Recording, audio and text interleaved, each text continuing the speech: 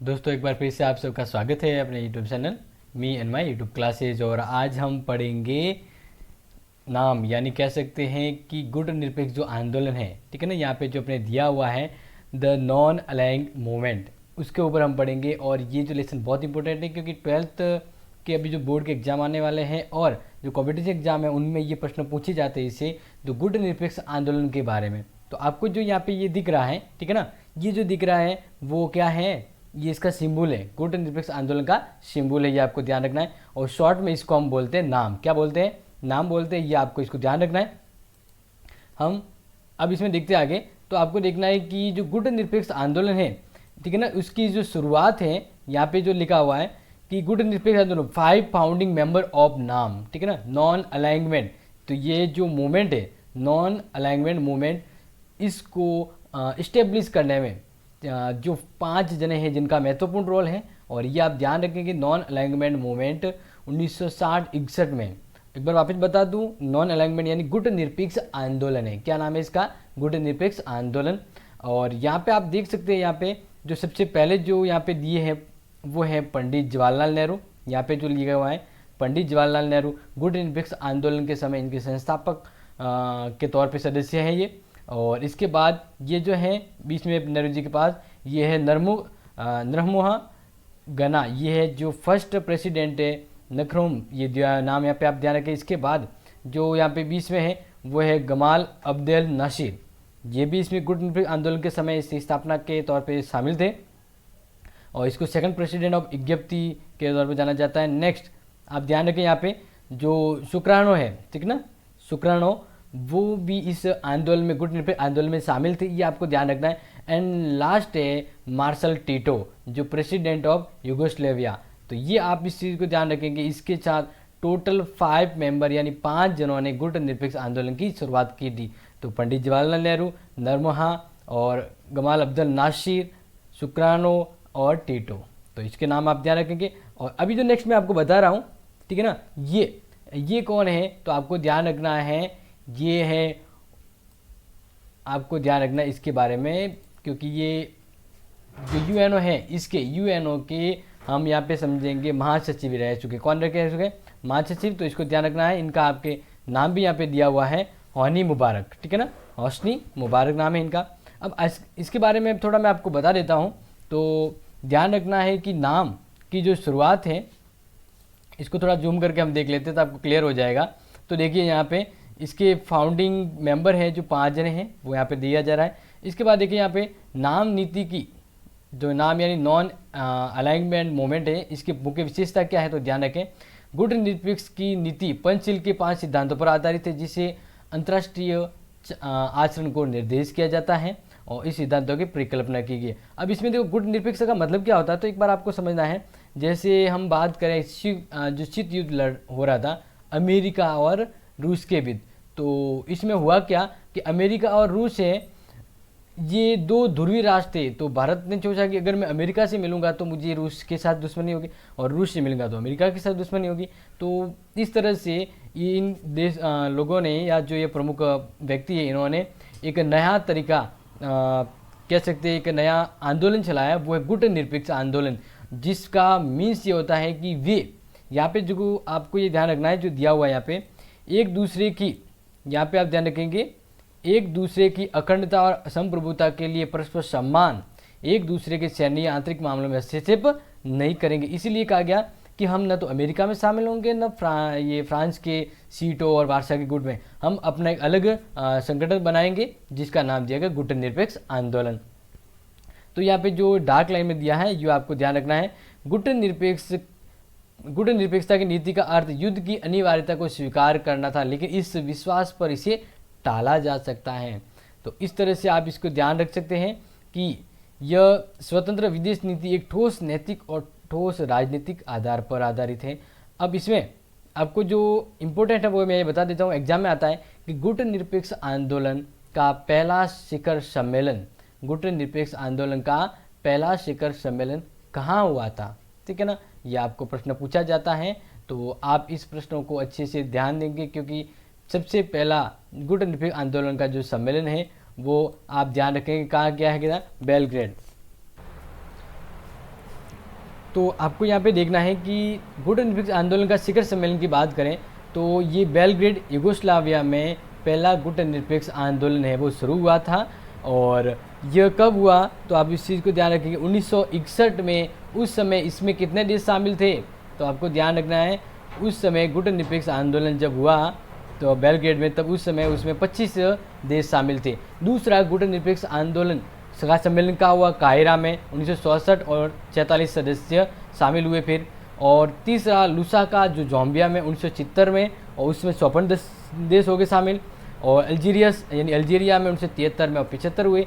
इसी तरह इम्पोर्टेंट है, आपको इम्पोर्टेंट ये ध्यान रखना है, ये जो ये है आपको मैं इम्पोर्टेंट बता देता हूँ। 7वां शिखर सम्मेलन, 7वां, ठीक है ना, 7वां शिखर सम्मेलन, ये जो आपको यहाँ पे हाईलाइट नहीं हो रहा है ये भारत का ध्यान रखना है। 7वां शिखर सम्मेलन भारत में हुआ था। कहाँ हुआ था? भारत में हुआ था। और दिल्ली में ये कब हुआ? भारत में गुट निरपेक्ष आंदोलन का सम्मेलन 7वें नंबर का था। और 1983 में तब भारत की गुट निरपेक्ष आंदोलन यानी भारत में अध्यक्षता की गई। और उस समय कितने देश गुट निरपेक्ष के साथ जुड़ गए थे इस आंदोलन में? 101 देश जुड़ गए थे, आपको ध्यान रखना है। और नेक्स्ट आप ध्यान रखेंगे आंदोलन की जो बात करें तो जो 16वां है, आप ध्यान रखें यहाँ पे जो 16 नंबर दिया है 16वां शिखर सम्मेलन, ये जो गुट निरपेक्ष का शिखर सम्मेलन है वो आप ध्यान रखेंगे तेहरान, ईरान की राजधानी तेहरान में 2012 को हुआ था। ये 16वां नंबर का था। और इसमें टोटल जो सदस्यों ने देश में भाग लिया था वो था 120। कितने? 120 सदस्यों ने भाग लिया था, ये आप ध्यान रखेंगे। अब रिसेंटली बात करें तो आपको ध्यान रखना है, मैं आपको यहाँ पे वापस बता देता हूँ। तो 10वां शिखर सम्मेलन इंडोनेशिया जकार्ता 11वां है, वह 1995 कोलंबिया की कॉर्टेगाना में हुआ था। और 12वां शिखर सम्मेलन साउथ अफ्रीका के डरबन में हुआ।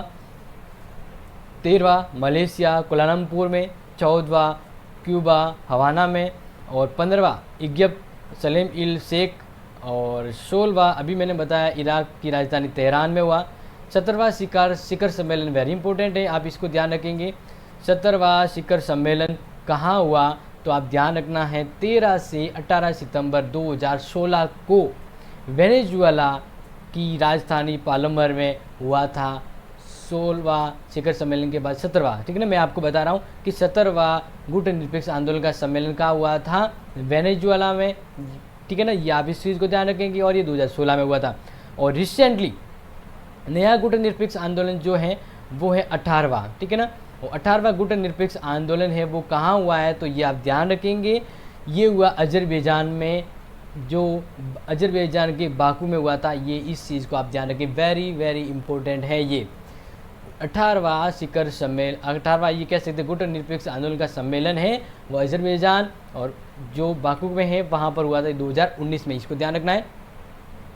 अब नेक्स्ट यहाँ पे ध्यान रखें तो मैं आपको बता दूँ कि सुर्खियों में क्यों है 18, तो ध्यान रखना कि इसमें भारत के उपराष्ट्रपति वेंकैया नायडू ने 18वें गुट निरपेक्ष आंदोलन शिखर सम्मेलन में भारत की ओर से भाग लिया था, ठीक है ना। और इसमें विषय क्या था इस आंदोलन का तो ध्यान रखना है समकालीन दुनिया की चुनौतियों के लिए ठोस और पर्याप्त प्रतिक्रिया सुनिश्चित करने हेतु बांडुंग सिद्धांतों का ये उपयोग किया गया था।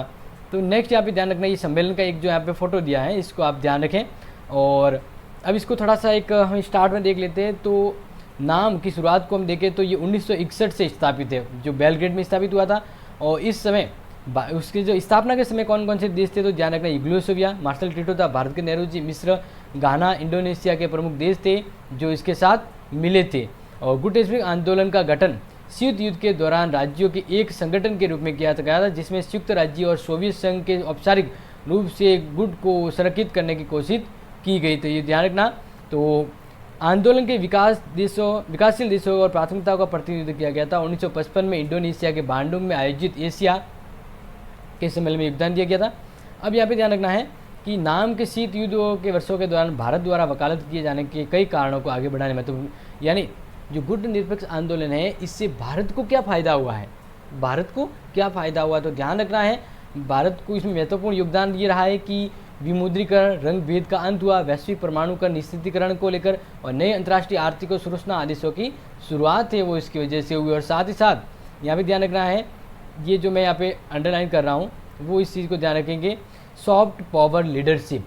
तो नाम ने यानी गुट निरपेक्ष आंदोलन ने भारत को कई देशों के लिए एक नेता बनाया है, जो कि तत्कालिक वैश्विक शक्तियों में यूएसए और यूएसएसआर के साथ सहयोगी नहीं बनाना चाहते थे। तो इसलिए से ये गुट निरपेक्ष आंदोलन की वजह से भारत एक खुद है, वो क्या हुआ है आपको ध्यान रखना है, भारत एक खुद है, वो एक पावरशील है, वो यानी पावर लीडरशिप के रूप में उभरा है गुट निरपेक्ष आंदोलन की वजह से। ये आप इस चीज़ को ध्यान रखना है, क्योंकि ये एग्जाम में इस तरह से पूछा जाता है, तो आप इस चीज़ को बिना डाउट के आराम से इस क्वेश्चन को कह सकते हैं। फिर आगे देखें कि गुट निरपेक्ष आंदोलन को हम जब समझ रहे हैं, तो मैं आपको इसका एक इम्पोर्टेंट बता देता हूँ, वो ध्यान रखें।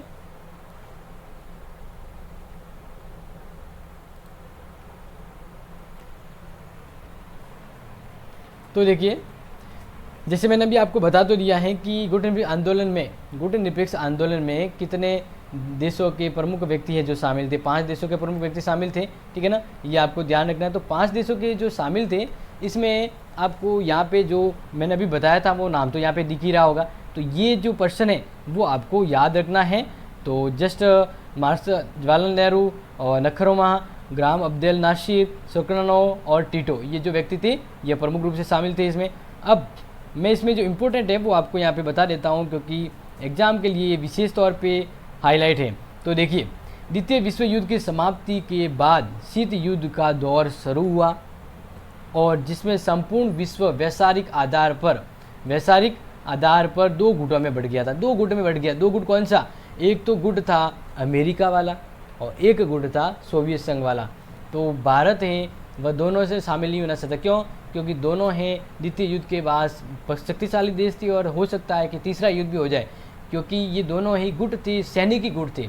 अमेरिका का कह सकते हैं कि नाटो वगैरह ये जो इसके संगठन थे, और वारसा है वो रूस का एक सैनिकी संगठन था। इस तरह से असल में गुट निरपेक्ष आंदोलन यानी नॉन अलाइनमेंट मूवमेंट की स्थापना औपनिवेशिक व्यवस्था के पतन के लिए दौरान हुई थी, और ये वह दौर था जब नए नए देश औपनिवेशिक गुलामों से आज़ाद हो रहे थे, औपनिवेशिक गुलामों से आज़ाद हो रहे थे, तब की ये व्यवस्था है। तो इसी को ध्यान में रखते हुए आपको ये ध्यान रखना है कि ये जो इम्पोर्टेंट पॉइंट है, इसको आप इस तरह से भी ध्यान से समझें कि उपनिवेशिक से स्वतंत्र हुए इन देशों ने स्वयं को दोनों गुटों यानी अमेरिका और रूस से अलग रखा, और एक खुद का अपना स्वतंत्र अस्तित्व बनाए रखा। यानी इन दोनों के अस्तित्व, दोनों की गुलामी से दूर रहकर उन्होंने अपना अस्तित्व बनाया। तो इसको लेकर आपको ये ध्यान रखना है कि हालांकि वर्ष 1955 में इससे पूर्व भी स्वतंत्रता और तटस्थता की मांग की जा रही थी, किंतु इसको ध्यान रखना, किंतु अधिकांश इतिहासकार मानते हैं कि गुट निरपेक्षता की ओर पहला अहम कदम है वो बांडू सम्मेलन में उठाया गया था 1955। बांडू सम्मेलन 1955 में इसके संदर्भ में पहला कदम उठा दिया गया था। और उस समय कौन से व्यक्ति हैं तो ध्यान रखना है, बांडू सम्मेलन के समय तत्कालिक जो उस समय के प्रधानमंत्री थे, भारत के प्रधानमंत्री जवाहरलाल नेहरू, अब्दुल नासिर, सुकर्णो और मार्शल टीटो जैसे विद्वान नेताओं ने इस सम्मेलन में भाग लिया था और विश्व शांति और सुख संवर्धन घोषणा पत्र जारी किया था। अब ध्यान रखना, जो यहाँ पे बांडू शिखर सम्मेलन हुआ था उसके जस्ट 6 वर्ष बाद, बांडू शिखर सम्मेलन कब हुआ? 1955 में हुआ था। उसके 6 वर्ष बाद यानी 1961 को आप ध्यान रखेंगे युगोस्लोविया के बेलग्रेड में आप इसको ध्यान रखना है, युगोस्लोविया के बेलग्रेड में गुट निरपेक्ष आंदोलन है उसका पहला शिखर सम्मेलन हुआ। ये एग्जाम में पूछा गया बहुत बार, गुट निरपेक्ष आंदोलन का पहला शिखर सम्मेलन कहाँ हुआ? बेलग्रेड में, युगोस्लाविया के बेलग्रेड में 1961 में हुआ था। और इस शिखर सम्मेलन में पहली बार कितने देशों ने भाग लिया था? तो ये आप इसको ध्यान रखेंगे, 25 देश। कितने देश है? 25 देशों ने भाग लिया था। इसी तरह वर्तमान में गुट निरपेक्ष आंदोलन संयुक्त राष्ट्र के बाद विश्व का सबसे बड़ा समन्वित और परामर्श का एक मंच है। यानी ये एक तरह से जैसे पता ना संयुक्त राष्ट्र संघ जिसमें 193 सदस्य हैं, इसी तरह वर्तमान तक गुट निरपेक्ष आंदोलन में कितने सदस्य हैं तो आप इसको ध्यान रखिएगा 120। तो इस तरह से ये अपने आप में बड़ी उपलब्धि है गुट निरपेक्ष आंदोलन की, ये आप इस चीज़ को ध्यान रखें।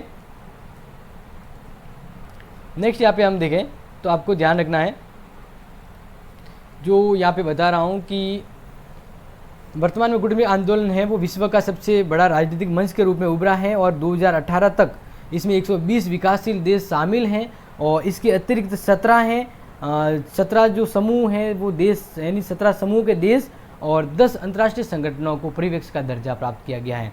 तो ध्यान रखना वापिस, इसके अतिरिक्त 10 समूहों में इस समूह में 17 देशों और 10 अंतर्राष्ट्रीय संगठनों को परिवेश का दर्जा दिया गया है। ये आप इस चीज़ को ध्यान रखें। नेक्स्ट इस लाइन में आप देख लीजिए आगे, तो गुट निरपेक्ष जिसको हम नाम बोलते हैं, मैं सदैव, यहाँ पे ध्यान रखना है, मैं सदैव एक स्वतंत्र राजनीतिक पद प्रयास करने का, यानी ये रखा गया है कि न तो अमेरिका से मिले और न दूसरे देशों, यानी पूरा स्वतंत्र अस्तित्व बना के भारत है वह दूसरे देशों के साथ रहेगा। क्योंकि गुट निरपेक्ष का मतलब यही है कि गुटबाजी में नहीं रहना है। वो गुट जो सैनिकी संगठन हो, यानी ऐसा गुट जो सैनिक की वजह से बना है, जैसे अमेरिका में नाटो एक गुट था जो सैनिकी सहयोग, सैनिकी अकॉर्डिंग बना था। रूस में जो वारसा था वो सैनिकी संगठन का गुट था जिससे युद्ध है वो बढ़ सकता था। तो भारत ऐसे किसी भी गुट के साथ नहीं जुड़ना चाहेगा जो गुट सैनिक मंसूबे से बना हो। तो गुट निरपेक्ष से जुड़े वो सभी देश इसी का पालन करते हैं। और आगे ध्यान देना है कि वर्तमान में ये संगठन एक नवीन अंतर्राष्ट्रीय आर्थिक व्यवस्था बनाने का प्रयास कर रहा है, यानी महत्वपूर्ण इसका एक कह सकते उपलब्धि है वो हासिल हो रही है। यहाँ पे आप इस चीज़ को ध्यान रखें। तो अब गुट निरपेक्ष आंदोलन के उद्देश्य क्या है, गुट निरपेक्ष आंदोलन के उद्देश्य क्या है, तो वो आप यहाँ पे एक बार गौर से समझ लीजिए गुट निरपेक्ष आंदोलन के उद्देश्यों को। तो उद्देश्य यहाँ पे दिया हुआ है, मैं आपको शॉर्ट में यहाँ समझा रहा हूँ। तो पहला जो उद्देश्य है, आप पहला उद्देश्य यहाँ पे गौर से समझ ले। तो पहला जो उद्देश्य है वो ये है कि शीत युद्ध की राजनीति का त्याग करना और इसके साथ ही स्वतंत्र अंतर्राष्ट्रीय राजनीति का अनुसरण करना। दूसरा पॉइंट है कि ऐसे गुट जो दूसरा पॉइंट हमारे यहाँ पे जो कह रहा है कि सैन्य संगठनों से पर्याप्त दूरी बनाए रखने, ऐसे गुट या ऐसे देश जो सैनिक संगठन बनाने में जुटे हुए हैं युद्ध को लेकर या हिंसात्मक कार्रवाई करवा सकते हैं, तो ऐसे गुटों से दूर रहना। तीसरा जो पॉइंट है वो है कि साम्राज्यवाद और उपनिवेशवाद है ऐसे देशों का विरोध करना। गुट निरपेक्षवाद है वो स्वतंत्र अपना अस्तित्व बनाए रखना चाहता है, तो साम्राज्यवाद और ये उपनिवेशवाद का विरोध करता है। और लास्ट जो अपना ये कह सकते हैं का उद्देश्य है वो है रंग भेद की नीति। रंग भेद है, ठीक है ना, आप इसको ध्यान रखें। तो रंग भेद के विरुद्ध स्वतंत्र की शुरुआत और मानवाधिकारों की रक्षा के लिए यथासंभव प्रयास करना, ये इसका उद्देश्य है किसका, गुट निरपेक्ष आंदोलन का। इसको ध्यान रखें आप। तो नेक्स्ट देखें, नेक्स्ट ये है कि जो गुट निरपेक्ष आंदोलन है, मैं यहाँ पे आपको बता रहा हूँ। तो गुट निरपेक्ष आंदोलन और भारत, इन दोनों के संदर्भ में क्या इंपॉर्टेंट चीज़ें हैं जो वो यहाँ पे आप समझें, तो वो मैं आपको यहाँ पे बता देता हूँ, आप अच्छे से इसको क्लियर से समझेंगे। तो देखें, भारत गुट निरपेक्ष आंदोलन का संस्थापक है और मतलब जब गुट निरपेक्ष आंदोलन बना तभी से भारत इसके साथ जुड़ा हुआ है तथा 1970 के दशक तक भारत ने इस आंदोलन की बैठक में सक्रिय रूप से हिस्सा लिया, मतलब पार्टिसिपेट किया है। किंतु 1970 के दशक में गुट निरपेक्ष आंदोलन में भारत की स्थिति बदलने लगी और सोवियत संघ की ओर भारत का झुकाव ज़्यादा हुआ, जिससे गुट निरपेक्ष आंदोलन नाम के उद्देश्यों को लेकर छोटे देशों के बीच भ्रम की स्थिति पैदा हो गई थी। अंततः इसमें गुट निरपेक्ष आंदोलन की स्थिति कमजोर हुई और अधिकांश छोटे देश या तो अमेरिका की ओर या फिर सोवियत संघ की ओर अग्रसर होने लगे। तब 1991 में सोवियत संघ का विघटन हुआ। तो जो विघटन होने के बाद वैश्विक स्तर पर अमेरिका का वर्चस्व कायम हुआ और ये वह समय था जब भारत ने अर्थव्यवस्था में बड़े आर्थिक सुधार किए और इसका यहाँ पे ध्यान रखना है कि इसका परिणाम ये हुआ कि भारत की आर्थिक स्थिति अमेरिका की ओर झुकने लगी। तो भारत एक अवसरवादी है जो जहाँ पर जैसी कंडीशन है उसका वो महत्वपूर्ण योगदान और फायदा लेता है। तो इसी को लेकर गुट निरपेक्ष आंदोलन की स्थिति ये रही है कि कभी भारत अपने फायदे के लिए गुट निरपेक्ष को ज़्यादा यूज करता रहा, कभी कम भी करता, लेकिन गुट निरपेक्ष ने भारत को एक महत्वपूर्ण स्थान प्रदान किया है। ये आप इस चीज़ को ध्यान रखें। अब गुट निरपेक्ष आंदोलन की प्रासंगिकता का मतलब होता है कि गुट निरपेक्ष आंदोलन का महत्व तब जरूर था जब अमेरिका और जो रूस है, दो गुट थे। अब भारत को दोनों की गुट से स्वतंत्र एक अपना अस्तित्व बनाए रखना था, इसलिए उन्होंने और बाकी देशों ने मिलकर गुट निरपेक्ष आंदोलन का गठन किया और सम्मेलन किया। और इस तरह से ये जो आंदोलन है इसने स्वतंत्र देशों का अस्तित्व बनाए रखने में महत्वपूर्ण योगदान दिया है। और जो ये डार्क लाइन है इसमें देखें, विश्व शांति और गुट निरपेक्ष आंदोलन ने विश्व शांति को सुरक्षित रखने या सुरक्षित रखने के प्रयास को सक्रिय भूमिका निभाई है। और गुट निरपेक्ष आंदोलन नाम के सदस्य देश आज भी शांतिपूर्ण और समृद्ध दुनिया स्थापित करने के लिए अपने लक्ष्य को लेकर आगे बढ़ रहे हैं। और भारत भी इनमें एक महत्वपूर्ण है जो विश्व शांति और सुरक्षा को लेकर आगे महत्वपूर्ण योगदान दे रहा है। तो इस तरह से आप ये समझ गए होंगे कि जो गुट निरपेक्ष आंदोलन है वह महत्वपूर्ण है और एग्ज़ाम में ये पूछा जाता है। अब एग्ज़ाम में क्या पूछा जाता है तो मैं आपको इसका वास्तविक आपको बता देता हूँ कि एग्ज़ाम में पूछे जाने वाले क्वेश्चन यही होते हैं कि ज़्यादातर